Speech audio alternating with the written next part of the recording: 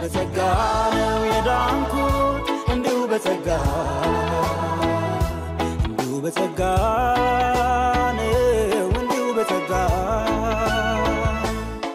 ጸጋን ሾው ሰብስክራይብ ያድርጉ። ሰላም እንዴት ናችሁ? ውድ የጸጋ ሾው ቤተሰብ ተመልካቾቻችን፣ ጸጋ ሾው የተሰኘው ፕሮግራም ጀምሬያለሁ። ጸጋው በህይወታቸው በዘመናቸው የተጠቀመባቸውን አገልጋዮች ለናንተ በረከት እንዲሆኑ የማቀርብበት ዝግጅት ነው። ዛሬም በጣም የተወደደ ጌታ የረዳው ብዙዎቻችን በአገልግሎቱ የተጠቀምንበት የተባረከ የተወደደ እንግዳ ይዤ ቀርቤያለሁ። ካፍታ ቆይታ በኋላ ተመልሼ እመጣለሁ። ባላችሁበት ጠብቁኝ። በጸጋ ነው የዳንኩት እንዲሁ በጸጋ ነው እንዲሁ በጸጋ ጸጋን ሾው ሰብስክራይብ ያድርጉ። ውድ የጸጋ ሾው ቤተሰብ ተመልካቾቻችን ተመልሼ መጥቻለሁ። የዛሬ የጸጋ ሾው እንግዳይ የሆነው በጣም የተወደደ ኢንጂነር አገልጋይ ሄኖክ ተሾመ እንዲሁም በነቢያት በኃይል አገልግሎት ይታወቃል። ዛሬ ከሱ ጋር ቆይታ አደርጋለሁ። ዛሬ እንግዲህ የጸጋ ሾው እንግዳ ሆነ ስለመጣ በመጀመሪያ በጣም አመሰግናለሁ። ይሄንዬ አንተም ስለጋበዝከኝ በጣም ነው ማመሰግነው። ይላየ በጣም አምሮብሃል። ቴንክ ዩ በጣም ዘንጠሃል። ቴንክ ዩ በጣም ነው ማመሰግነው። አገልግሎት፣ ህይወት፣ ስራ፣ እንቅስቃሴ አጠቃላይ እስቲ ምን ይመስላል? እንደው ከሰላምታ ልጀምር። እግዚአብሔር ይመስገን። እንግዲህ አንተንም በዚህ ስቱዲዮ የሚሰሩትንም ይሄንን የጸጋ ሾው የሚከታተሉ ወንድሞችና እህቶችንም የጌታ ጸጋና ሰላም ይብዛላችሁ ማለት ፈልጋለሁ። እኔ ጋር ቤተሰብም ጤናም ኑሮም አገልግሎትም ስራም ሁሉ መልካም ነው። እግዚአብሔር ይመስገን። በጣም ደስ ይላል። እንግዲህ ለጸጋ ሾው እንግዳ ስጋብዝ አንተ እየሰራህም ነው የምታገለግለው። በጣም ካለህ ጊዜ አጣበህ ነው ዛሬ ከኛ ጋር ጊዜ ለማሳለፍ የመጣው። ዛሬ የተወሰነ ቆይታ እናደርጋለን። የእግዚአብሔርን ስራ ደግሞ በደንብ አድርገን እናወራለን ማለት ነው። በአንድ ወቅት አንድ የሰማሁት ነገር አለ። እንደው ልጀምር ከሱ። አርባ ምንጭ ዩኒቨርሲቲ እየተማርክ እያለ መታወቂያን ቀደክ ሁሉ ነገር አጥፍተህ አልመለስም ማንም አያገኘኝም ብለህ ወጥተህ ነበር እና መጨረሻ ላይ የት ነው የሄድከው? የት ነው የተገኘው? ከሀገር ስለመውጣት አስበህ ነው? ምን ታስቦ ነው? እንደው እሱ ታሪክ ቢነገረኝ። ብዙ ትዝታዬን የሚቀሰቅስብኝን ሀሳብ ነው ያነሳኸው። የዩኒቨርሲቲ ተማሪ ሆኜ የመጀመሪያ ዲግሪን በመማርበት ጊዜ በአርባ ምንጭ ዩኒቨርሲቲ ነው የምማረው። የህይወት ትርጉም ጠፍቶብኝ ህይወቴ ውስጥ ክፍተት ተፈጥሮ በክርስቲያን ቤተሰብ ውስጥ ባድግም ግን ብዙ ነገር ተደበላልቆብኝ ትርጉም ባጣሁበት ጊዜ በተደጋጋሚ እየጸለይኩ ምንም ምልክትና መልስ ማግኘት ባልቻልኩበት ጊዜ ምናልባት የፈጠረኝ አምላክ ራሱን የሚገልጥልኝ ቸርች ውስጥ ከሆነ ብዬ ግን ቸርች ውስጥ ራሱን ካልገለጠልኝ በዛው ለመጥፋት ማለት አገር ጥሎ ለመጥፋት ሳይሆን አውሬም ከበላኝ ብላኝ እግሬ ወደ መራኝ ይሄዳለሁ ብዬ ምክንያቱም የምሽት ሰዓት ስለነበረ ሰዓቱ እግዚአብሔር ወይም የፈጠረኝ አምላክ ቸርች የሚገለጥልኝ ከሆነ እና ጥያቄን የሚመልስልኝ ከሆነ መለሳለሁ። ጥያቄ ካልተመለሰና የፈጠረኝ አምላክ ካልተገለጠልኝ ግን ከቸርች እግሬ ወደ መራኝ አቅጣጫ ሄዳለሁ። መቼም በጨለማ መሄድ ሰው አውሬ እንደሚበላው ወይ በክፉ ሰዎች እጅ እንደሚወድቅ ይታሰባል። በሰው እጅም ከሞትኩ ልሞት በአውሬም ከተበላው ልበላ ብዬ ነው ተስፋ ቆርጬ የነበረውና ይሄንን ሳደርግ ምናልባት ለመጥፋት በማደርገው ጉዞ ሰዎች አግኝተውኝ ኪሴ ውስጥ መታወቂያ ከተገኘ የዩኒቨርሲቲ ተማሪ ነው ማለት ነው ብለው ወደ ዩኒቨርሲቲ እንዳይመልሱኝ ምንም አድራሻ እንዳይገኝ ፈልጌ ከዩኒቨርሲቲው ከዶርም ከመውጣቴ በፊት የትምህርት ቤት መታወቂያዬን እዛው ዶርም አስቀምጬ ምንም አይነት ህይወቴ አሳስቶኝ በታክሲ ወይ በሆነ ትራንስፖርት ወደ ግቢ እንዳልመለስ የነበረኝን ጥቂት ሳንቲም ሁሉ ዶርም አስቀምጬ ባዶዬን ነው የሄድኩትና ግን እግዚአብሔር ይመስገን እግዚአብሔር ቸር ነው። በሄድኩበት ቸርች ጌታ ራሱን ገልጦልኝ እንደገና የክርስቶስ ኢየሱስ ፍቅር በልቤ ላይ ፈሶ ጥያቄ ተመልሶ ወደ ዩኒቨርሲቲው ተመልሼ ትምህርቴን ቀጥያለሁ። ጌታን ማምለኬን ቀጥያለሁ። ጌታን ማገልገሌን ቀጥያለሁና ታሪኩ ይሄ ነበር። እግዚአብሔር ይመስገን። እንደው ከዚህ ታሪክ ሳንወጣ ጥያቄ ምን ነበር? በጣም እንግዲህ ጥያቄ ካልተመለሰ እያልከኝ ነበርና ምን አይነት ጥያቄ ነበር የተፈጠረብክ?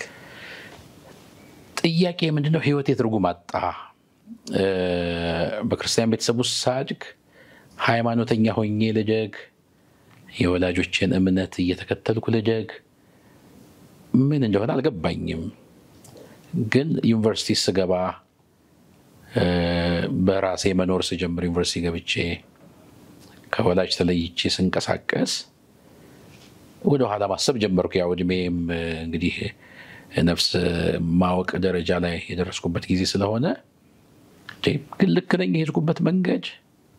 ውስጤ ባዶነት ነው የሚሰማኝ፣ ክፍተት አለ በውስጤ እና ስለዚህ ወላጆቼ ካስተማሩኝ ሌላ የፈጠረኝ አምላክ ራሱን ለራሴው ገልጦልኝ ልከተለው ፈልጋለሁ።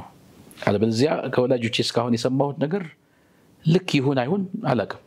እነሱ ስላሉኝ ያደረኩት እንጂ ልክ ልሁን አላውቅም ብዬ በዛ ምክንያት ነው እንጂ ሌላ የጤንነት ችግር ኖሮብኝ ስለሱ እየጠየቅኩ አልነበረም፣ ወይ ገንዘብ እየጠየቅኩ አልነበረም፣ ወይ ሌላ ነገር እየጠየቅኩ አልነበረም።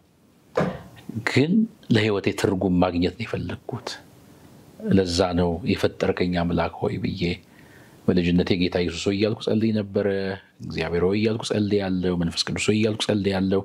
አሁን ግን ልክ ነበርኩ ወይ? በትክክል ጸሎቴ እየተሰማ ነው ወይ ያደግኩት? ከፈጠረኝ አምላክ ጋር ተገናኝቼ በትክክለኛው መንገድ ነው ወይ ያደግኩት? እርግጠኛ አልነበርኩም። ስለዚህ ለራሴ ማወቅ ፈልጌ ነው ምንም ምላሽ ሳላገኝ ወደ እንደዛ አይነት እርምጃ መጥቼ የነበረው። ባለቀ ቀኔ ላይ ግን የፈጠረኝ አምላክ ስለ ኃጢአቴ የሞተው ጌታ ኢየሱስ ራሱን ገልጦልኝ ይሄው ከእርሱ ጋር አለው እስከዛሬ። እግዚአብሔር ይመስገን። እግዚአብሔር ይመስገን። በጣም ደስ ይላል። ይሄ ትልቅ ምስክርነት ነው። በተለይ በእግዚአብሔር ቤት ውስጥ ከቤተሰብ ያው ክርስትና ይወረሳል ወይም ደግሞ እንግዲህ ልጅ አባቱ ወይም እናቱ የሚያመልኩትን አምላክ የማምለክ ዝንባሌ ነው ያለውና ብዙ ጊዜ ከዓለም ወደ ቤተክርስቲያን ወይም ወደ ጌታ ሲመጣና እዛው ከቤት ውስጥ ደግሞ ሲሆን ልዩነቱ አይታወቅም እና የህይወት ትርጉም ጥያቄ ይነሳል። ይሄ ብዙ ወጣቶች ጋር የሚነሳ ነገር ነው። ምን ትላለህ ለነዚህ ወጣቶች? በተለይ የክርስትና ጣዕሙ በደንብ ፍንትው ብሎ እንዲገለጥ እንዲበራ ምን አይነት ነገር መኖር አለበት ብለህ እንደው ታስባለህ? የብዙ ወጣቶች ጥያቄም ስለሆነ ብዬ ነው። ሄኒ በዚህ አቅጣጫ ለወላጆችም ለወጣቶችም የምለው ነገር አለኝ። ወላጆች የሆነን ልጆቻችን ሃይማኖት እንዲከተሉ ሳይሆን በትክክል የክርስቶስ ፍቅር እንዲገባቸው የእግዚአብሔርን ቃል እየነገርናቸው፣ ዝም ብለን ቤተክርስቲያን ይዘናቸው እየሄድን ብቻ ሳይሆን የእግዚአብሔርን ቃል እየነገርናቸው በህይወታችን የክርስቶስን ፍቅር እያሳየናቸው ደግሞም እየጸለይንላቸው ልጆቻችን ማሳደግ አለብን። አለበለዚያ ሁልጊዜ ልጆቻችን በእኛ ቁጥጥር ስር ስለማይሆኑ ውስጣቸው እየጠየቀ ይመጣል እድሜያቸው ሲጨምር። ፍቅር ነው ሰውን ከጌታ ጋር ሊያጣበቅ የሚችለው። ስለዚህ ወላጆች በጣም ትልቅ ኃላፊነት አለብን። ይሄንን ነገር ሳያገኙ የሚያድጉ በክርስቲያን ቤተሰብ ውስጥ ያሉ ብዙ ወጣቶች አሉ። ብዙ ጊዜ ወላጆች ከውጭ ያለ አገልግሎት ላይ ብቻ ሲያተኩሩ ልጆቻቸውን ይረሳሉ። በቃ ልጆቼ ቸርች ሄደው ከተማሩ ይበቃል ይላሉ። ምናልባት ቸርች ውስጥ ደግሞ በደንብ ጌታን እንዲያውቁ አድርጎ የሚይዝ አገልጋይ እጥረት ካለ ልጆች ስለሚጎዱ ለወጣቶች ምን እመክራለሁ? አንደኛ ጌታ ኢየሱስ ራሱን ለመግለጥ ፈቃደኛ የሆነ አምላክ ነው። ስለዚህ በቃ መጸለይ ጌታ ዕለት ዕለት ራሱን እንዲገልጥላቸው በፍቅሩ እንዲነካቸው መጸለይ። ከዛ ባሻገር እግዚአብሔር ፈቃዱን ያስቀመጠው በቅዱስ ቃሉ ስለሆነ ቢገባንም ባይገባንም ዝም ብሎ እየጸለይን መጽሐፍ ቅዱስን ማንበብ።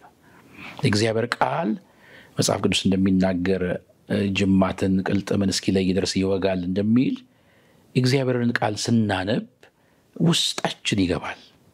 ስለዚህ መጸለይ፣ ቃሉን ማንበብ፣ ከዛም ደግሞ ከቅዱሳን ጋር ወደ ቤተክርስቲያን ሄዶ ህብረት ማድረግ ይሄ ጥሩ ነገር ነው ብዬ አስባለሁ። አለበለዚያ የሆነ እድሜ ላይ ጥያቄ መፈጠሩ አይቀርም። የሆነ እድሜ ላይ ግራ መጋባትና መስመር መሳት አይቀርምና ወጣቶችም እዚህ ላይ እንዲያተኩሩ፣ ወዳጆችም ደግሞ ይህን ትኩረት እንዲሰጡ መምከር ፈልጋለሁ። እግዚአብሔር ይባርክ። ትልቅ ምክር ነው። ወደ ደቡብ ደግሞ ወደ አረካ ወደሚባል ስፍራ ደግሞ ለስራ በሄድክበት ወቅት ልዩ የሆነ ክብር አግኝተዋል የሚባል ወሬ ሰምቻለሁና በዛ ስፍራ የተፈጠረው ነገር እንደው ምንድነው? ሄኒን እዛ ትልቅ ነገር አግኝቶታል የሚባል ነገር ነው እኔ የሰማሁት። እንግዲህ አጋነው ይንገሩኝ አላቅም። እስቲ ካንተ አንደበት እንስማው። እንግዲህ ሚስጥሮችን ጌታ እየገለጠልኝ ይሆን ከየት እንደምታገኛቸው አላወቅኩም። በእርግጥ ነው ለኔ አርባ ምንጭና አረካ ትላልቅ ለውጦች በህይወቴ ላይ ያየሁባቸው ከተማዎች ናቸው። የአርባ ምንጩ እንግዲህ አንዱን ቅድም ጠቅሻለሁ። አረካ ወደሚባል ከተማ የሄድኩት ስራ ላይ ባለሁበት ወቅት ነው። እዛ አካባቢ ደቡብ ክልል ላይ በተለያዩ ከተሞች የውሃ ጉድጓድ አስቆፍር ነበርና ዋና ቢሮዬ አዋሳ ሆኖ አረካ አካባቢ ግን ማስቆፍራቸው ብዙ ጉድጓዶች ስለነበሩ እዛ መቀመጥ ነበረብኝ ጥቂት ጊዜ። ከአዋሳ ተነስቼ ወደ አረካ የሆነ አርብ ቀን ነው የገባሁት። አርብ ቀን ምሳ ሰዓት አካባቢ ገባሁ። አልጋ ያስኩኝ። ከዛ የሙሉ ወንጌል ቤተክርስቲያን የት ነው እየጠየቅኩኝና ከሾፌሬ ጋር ወደ ሙሉ ወንጌል ቤተክርስቲያን ሄድኩኝ። ይሄ እንግዲህ እንደ ኢትዮጵያውያን አቆጣጠር በ1999 ዓ.ም አካባቢ ነው። ሙሉ ወንጌል ቤተክርስቲያን ስሄድ የቸርቿ የሙሉ ጊዜ አገልጋዮች የጾም ጸሎት ጊዜ ነበራቸውና እሱን ጨርሰው ለምሳ ከቸርች ሊወጡ እየተዘጋጁ ነው የደረስኩት በአጋጣሚና ሰላም አልኳቸው። እነሱም ሰላም አሉኝ።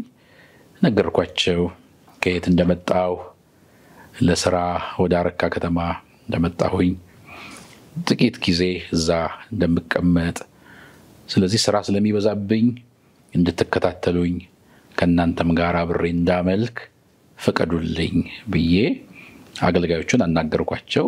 ደስ አላቸው በጣም። መቼ ነው የመጣሁ አሉኝ። ዛሬ ገና መምጣቴ ነው፣ አልጋ ይዤ ብቻ ነው ወደ እናንተ የመጣሁት አልኩ። ደስ አላቸው። ያረፍኩበትም ጠየቁኝ። ትንሽ ከተማ ስለሆነች የሆነ የሆቴል ወይ የገስት ሃውስ ስም ሲጠራ እንግዲህ ማንም ሰው ያውቀዋል እና እሺ በቃ እግዚአብሔር ይባርክህ ያለን ፕሮግራም ብለው እሁድ ማስታወሰው እንግዲህ እሁድ ቋሚ ፕሮግራም አላቸው። ከዛ በተረፈ ደግሞ ሐሙስ አላቸው ፕሮግራም ማታና በቃ እሱን ነገሩኝ። ወደ ማረፊያ የተመለስኩ እሁድ ጠዋት ወደ ቸርች እንደምሄድ በማሰብ ማለት ነው። እና በዛ ቀን አንድ ሰዓት ቆይተው እንደሆነ አላውቅም በሬ ተንኳኳ። ማን ነው በዚህ ሰዓት የሚፈልገኝ? የኔ ሹፌር ቢሆን በስልክ ይደውልልኛል። ማን ፈልጎኝ ነው? እንግዳ የሆንኩበት ሀገር ነውና ማን ነው ብዬ በሩን ቀስ ብዬ ከፍቼ ሳይ ቅድም ያገኘኋቸው አገልጋዮች ናቸው። ኦኬ። ደንግጬ አስገባኋቸው። ተቀመጡ። በቃ ልንጸልይልህ ከዛም ደግሞ እሁድ ዕለት እንድታገለግለን ልንጋብዝህ ነው የመጣነው አሉኝ። እሺ ደነገጥኩኝ። እንዴት ነው ማገለግለው? ማለት እኔ ምን አገልጋይ ምን ልሁን? በምን አወቃችሁ? እንዴት አገልግለን አላችሁኝ አልኳቸው። አይ ጌታ እኔ ነኝ የላኩላችሁ ተጠቀሙበት ብሎን ነው የመጣ ነው አሉኝ። እሺ ደነገጥኩኝ። አቤት መንፈስ ቅዱስን የሚሰማ አገልጋይ አለ ማለት ነው ብዬ በጣም ገረመኝ። ምክንያቱም ራሴ እንዲህ ነኝ እንደዛ ነኝ ብዬ ራሴን እንደዚህ አጋንኜ አልተናገርኩም። ያዙኝ ስራ ስለሚበዛብኝ በቃ ተከታተሉኝ እጄን ለእናንተ ሰጥቻለሁ ብዬ ነው ለአገልጋዮች ራሴን ያስረከብኩት። እሺ እነሱ ግን መንፈስ ቅዱስን ሰምተው ነው መጥተው ይሄድን ያሉኝ። ገረመኝና ደነገጥኩኝ።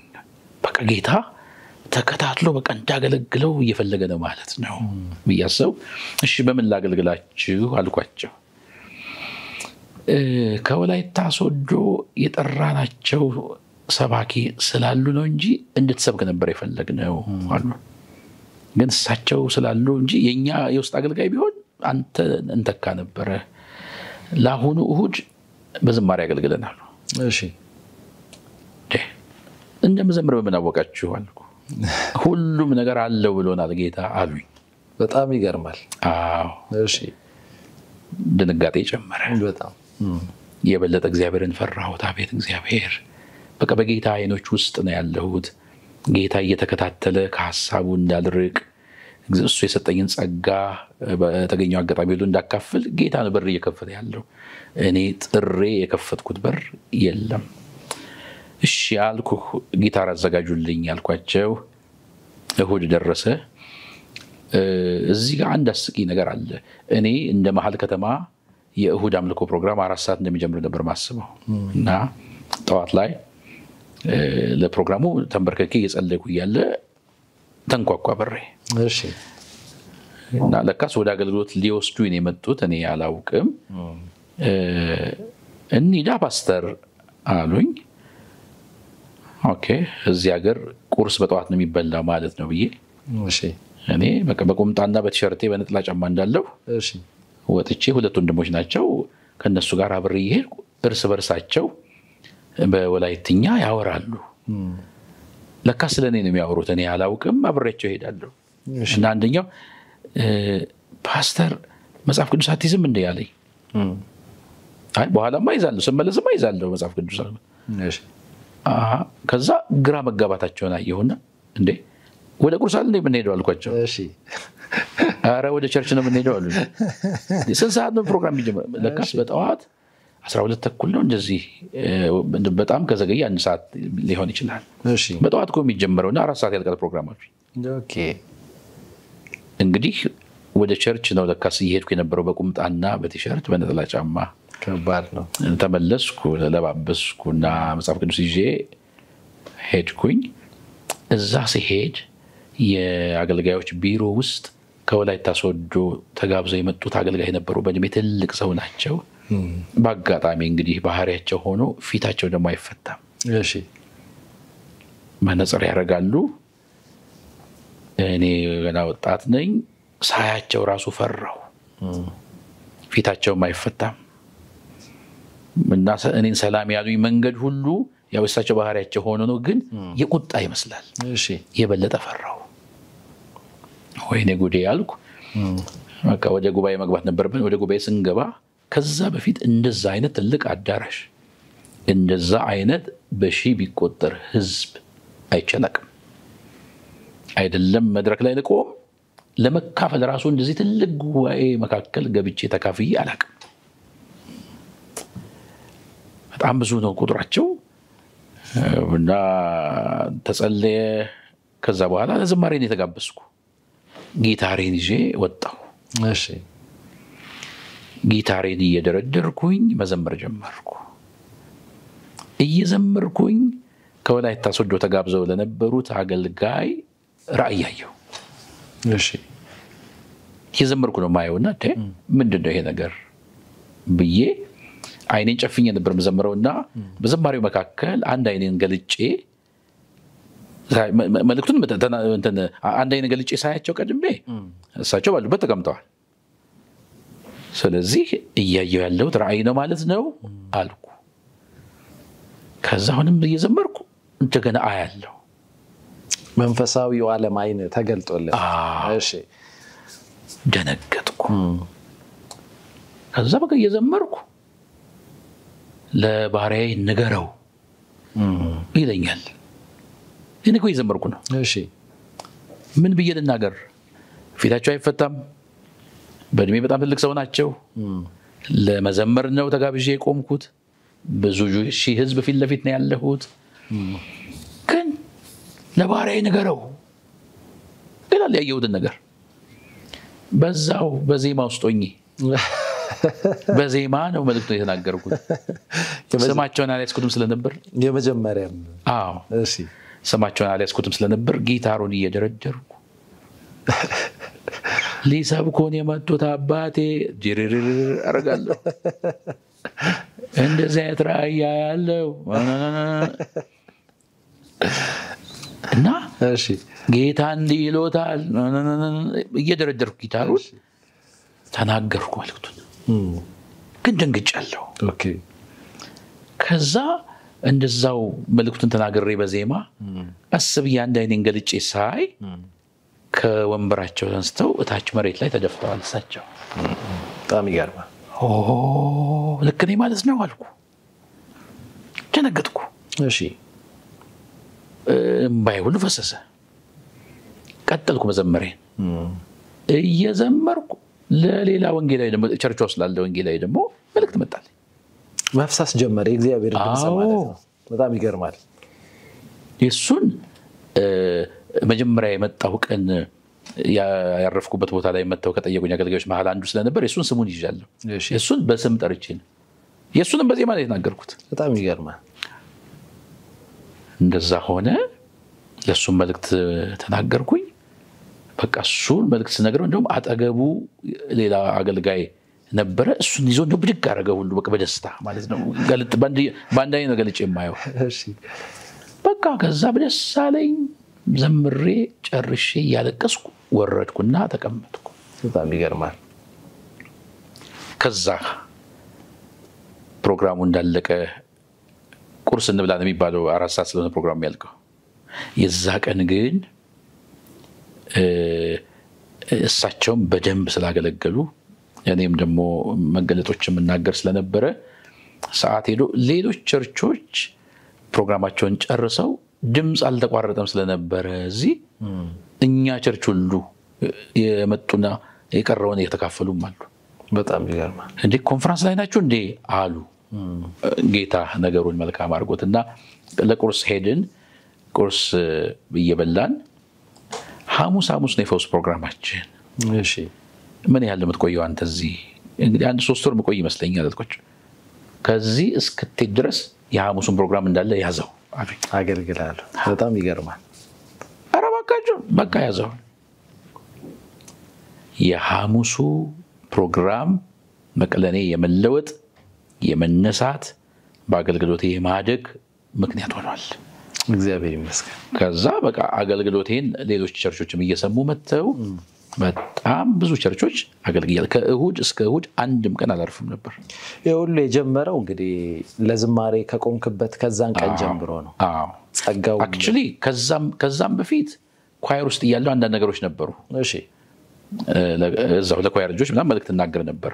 እንደዚህ ጉባኤ ላይ ወደ መናገር ነው ያልመጣሁት እንጂ ኳየር ውስጥ መልእክቶች እናገር ነበር። ኦኬ በጉባኤ ግን ይሄኛው ይሄ መጀመሪያ እንደሱ ነውና ስለዚህ በቃ እግዚአብሔር በጣም በዛ አቅጣጫ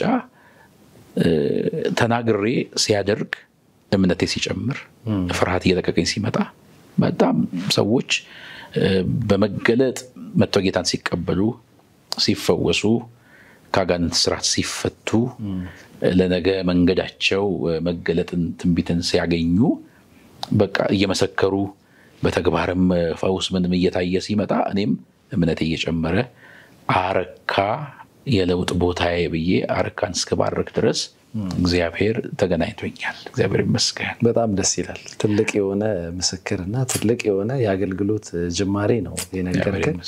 እግዚአብሔር ይባርክክ። አሜን። ውድ የጸጋ ሾው ቤተሰብ ተመልካቾቻችን የዛሬ ጸጋ ሾው እንግዳይ የሆነው ከኢንጂነር አገልጋይ ሄኖክ ጋር ድንቅ ቆይታ እያደረግን እንገኛለን። በቆይታችንም እጅግ እየተባረካችሁ እንደሆነ ተስፋ አደርጋለሁ። ከአፍታ ቆይታ በኋላ ተመልሼ እመጣለሁ። ባላችሁበት ጠብቁኝ። እንዲሁ በጸጋ ነው የዳንኩት እንዲሁ በጸጋ እንዲሁ በጸጋ ነው እንዲሁ በጸጋ ጸጋን ሾው ሰብስክራይብ ያድርጉ። ውድ ተመልካቾቻችን ተመልሼ መጥቻለሁ። ጸጋን ሾው በዩቲዩብ ቻናላችን ሰብስክራይብ፣ ላይክ፣ ሼር በማድረግ ቤተሰብ እንድትሆኑ በጌታ ፍቅር ትጠየቃላችሁ። እንዲሁም ደግሞ ይህንን አገልግሎት መደገፍ የምትፈልጉ ወገኖች እታች ባለው ስልክ እንድትደውሉልን በጌታ ፍቅር እንጠይቃለን።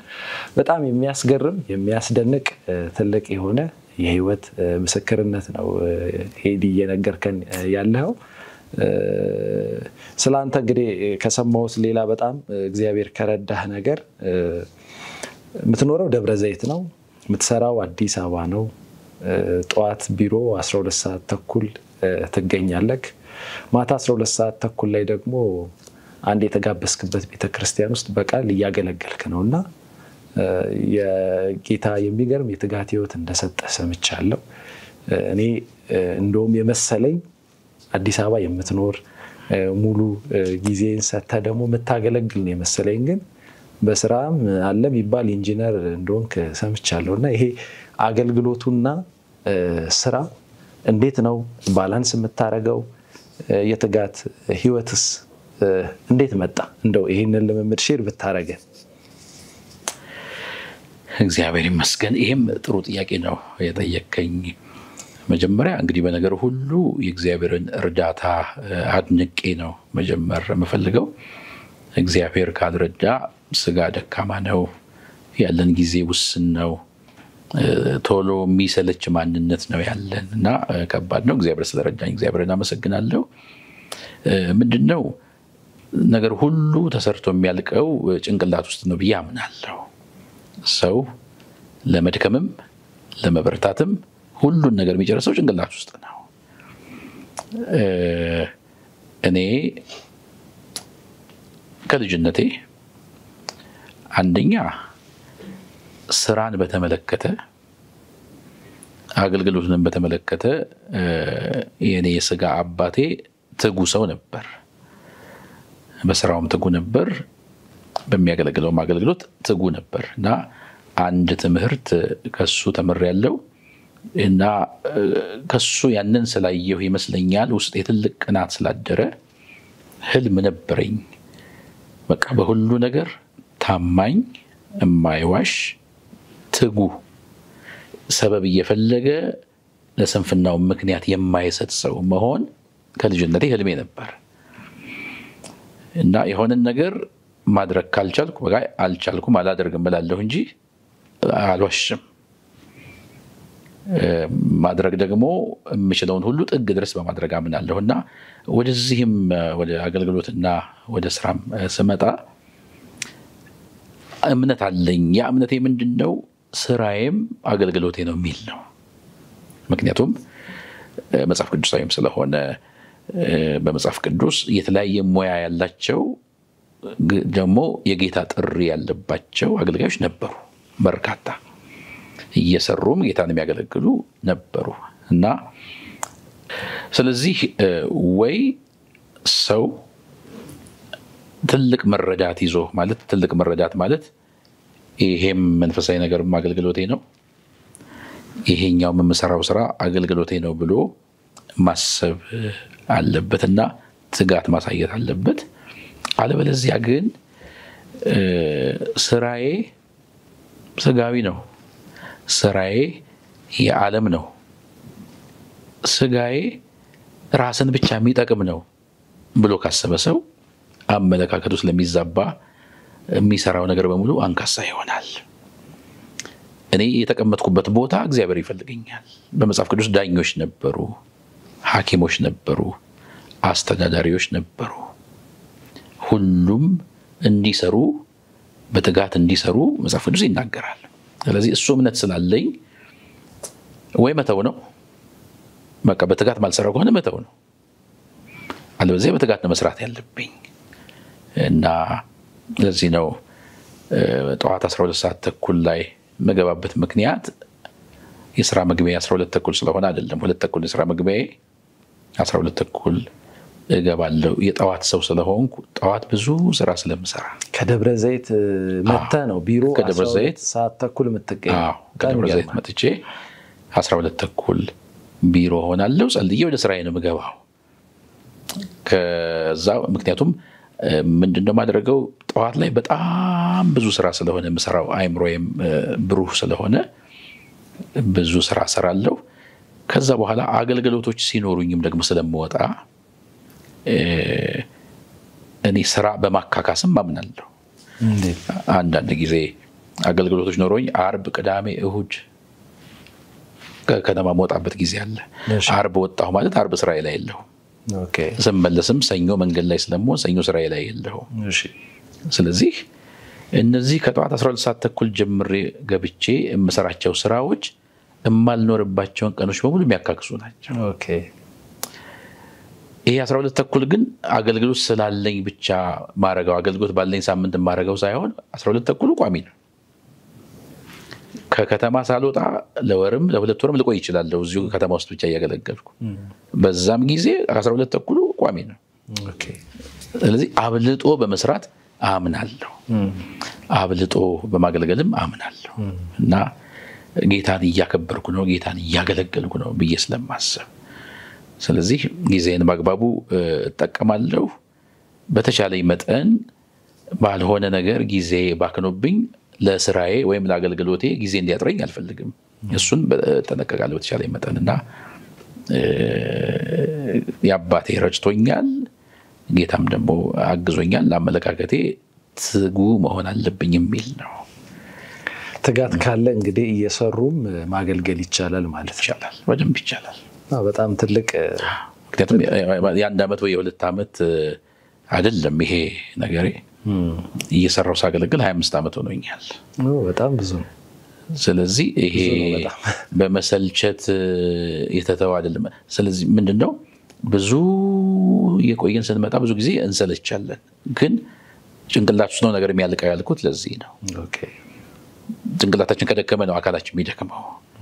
ስለዚህ እንደ አቋም አንድ ነገር ከያዝን መዝለቅ እንችላለን እየበረታን ብዬ አምናለሁና እግዚአብሔር ረድቶኛል። ሰው ሁሉ እንደዚህ ትጉ ቢሆን አበረታታለሁ። በአመት ውስጥ 1 ወር አገልግሎት ዘግተህ የምትጸልይበት ጊዜ እንዳለም ደግሞ መረጃ ደርሶኛልና በየዕለቱ ከጌታ ጋር የጠበቀ የጸሎትና የቃል ህይወት እንዳለ አውቃለሁ። እሱ አይበቃም ወይ? በአመት ውስጥ 1 ወር ሙሉ አገልግሎት ዘግተህ ደግሞ የምታሳልፍበት የጸሎት ጊዜ አለና እንደው ይሄ ትንሽ ለኔ አዲስ ስለሆነብኝ ነው ወይም ሰምቼ ስለማላቅ ነው። በዚህ 1 ወር ውስጥ ምንድነው የምታደርገው? ለምንስ ደግሞ ይጠቅማል? እንደው 1 ወር ከ12 ወር ውስጥ 1 ወሩን ጊዜ ታሳልፋለህ። ስለሱ ውስጥ ብትነግረኝ። እንግዲህ ህይወቴ በሙሉ በእጅህ ነው ማለት ነው። ፋይል እየገለጥን ነው እንግዲህ። በአጋጣሚ አሁንም ይሄንን ኢንተርቪው እያደረግን ያለንበት ጊዜ የጥሞና ጊዜ ነው። በአጋጣሚ ምንድነው ሁል ጊዜ በአገልግሎት መባከን የጌታ ስራ የሚበዛላችሁ ሆኖ እንደሚል እግዚአብሔር ቃል አገልግሎት መብዛቱ መልካም ቢሆንም ራስን ለማየት ቆም ማለት ደግሞ አስተዋይነት ነው ብዬ አስባለሁ። እና ቆም ብሎ ያለፈውን አገልግሎት መፈተሽ፣ ከዛ ደግሞ ከምንም አገልግሎት ውጪ ሆኖ ራስን ማየት፣ መጸለይ፣ መጾም፣ ማንበብ፣ ከዛ መገልገል ለኃይል መታደስ ቆም ሲባል ሰው ጌታን ለመስማትም ዝም ሲል ጥሩ ነው። በአገልግሎት ጊዜ ጌታን አልሰማም ለማለት ሳይሆን ሁሉን እርግፍ አድርጎ ትቶ ዝም ማለት አጥርቶ የጌታን ነገር ለመካፈል እድል ይሰጣል ብዬ አምናለሁ። ጌታም ደቀ መዛሙርቱን እናንተ ራሳችሁ ጥቂት ወደ ምድረ በዳ ኑና እረፉ ብለው ስለነበር ማረፍ በጣም ወሳኝ ነው። ራስን ለማየትም ለቀጣዩ ደግሞ አቅጣጫ ከጌታ ለማግኘትም እና በዚህ ዓላማ ነው ይሄንን የጀመርኩት። ይሄንን ስጀምር በተመሳሳይ መልኩ ደግሞ እንግዲህ ይሄን አስቤው ባልጀምርም በተመሳሳይ መልኩ ደግሞ በስጋዬ ማርፋለሁኝ። አመቱን ሙሉ እያገለገልኩ እየሰራሁም እንግዲህ በስራ ቀኖችም አገልግሎት አለ፣ የሳምንቱ መጨረሻ ቀኖችም ላይ አገልግሎት አለ። ስለዚህ ስጋ እንደመልበሴ ስጋዬም ይደክማል እና መታደስም አለብኝ በስጋዬም ጭምር። ስለዚህ ይሄንን ማድረግ ከጀመርኩ እንግዲህ በጣም ብዙ አመት ሆኖኛል። እግዚአብሔር እየረዳኝ ነው። ድብቅ ብዬ እኔ የማመልክበትም ቸርች ሌሎችም ቸርቾች እየሄድኩ እገለገላለሁ፣ እጾማለሁ፣ እጸልያለሁ፣ አነባለሁና ጊዜው ያጥርብኛል። አንድ ወር እንደው ጊዜው ያጥርብኛልና ስለዚህ ዓላማው ይሄ ነው።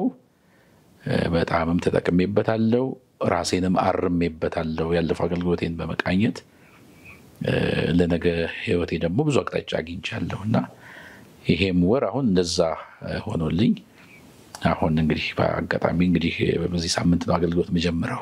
ኦኬ እና ይሄ ነው ዓላማው። እግዚአብሔር ይመስገን። ጥሩ ነው። ለአገልጋዮች የጥሞና ጊዜ ያስፈልጋል። እንግዲህ አንተም እንደተናገርከው ራስን የማየት ነገር አገልግሎትንም የመፈተሽ ነገር ጥሩ ነው ብዬ አስባለሁ። በጸጋ ነው የዳንኩት እንዲሁ በጸጋ እንዲሁ በጸጋ ነው እንዲሁ በጸጋ ጸጋን ሾው ሰብስክራይብ ያድርጉ።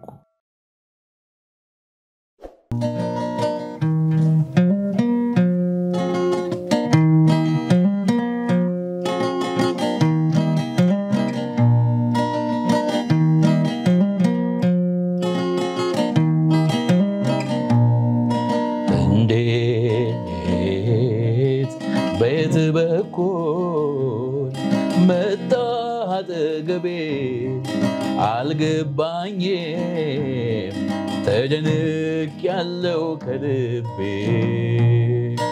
እንዴት ጌታዬ ቤት በኩል መጣህ አጠገቤ አልገባኝም ተደንቄያለሁ ከልቤ አቤት አንተ መንገድ የማታጣ አቤት አንተ ድንገት የምትመጣ አቤት አንተ ጣልቃ የምትገባ አቤት አንተ ተመስገን አባባ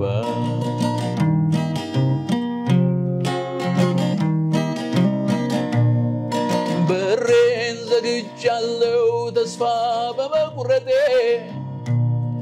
ለዚህ ምልክት ነው ብቻዬን መቀመጤ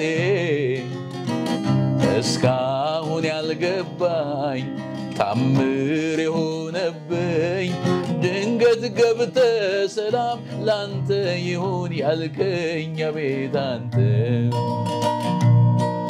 አቤት አንተ መንገድ የማታጣ አቤት አንተ ድንገት የምትመጣ አቤት አንተ ጣልቃ የምትገባ አቤት አንተ ተመስገን አባባ እንዲሁ በጸጋ ነው የዳንኩት እንዲሁ በጸጋ እንዲሁ በጸጋ ነው እንዲሁ በጸጋ ጸጋን ሾው ሰብስክራይብ ያድርጉ። እግዚአብሔር ይባርክ። ትልቅ የሆነ መልእክት ነው ያስተላለፍክልን። ውድ የጸጋ ሾው ቤተሰብ ተመልካቾቻችን ከኢንጂነር አገልጋይ ሄኖክ ተሾመ ጋር የነበረኝ ድንቅ ቆይታ ይቀጥላል። ሳምንት እንደ ጌታ ፍቃድ ሁለተኛውን ክፍል ይዘን ወደ እናንተ የምንመጣ ይሆናል። እናንተም በዝግጅታችን እጅግ እንደተባረካችሁ እንደታነጻችሁ ተስፋ አደርጋለሁ። ይህን ፕሮግራም አዘጋጅቼ ወደ እናንተ የማደርሰው እኔ ኤልያስ ወንድሙ ነኝ።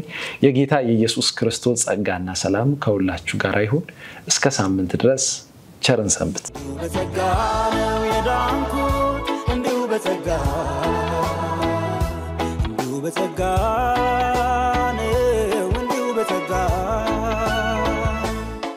ጸጋን ሾው ሰብስክራይብ ያድርጉ።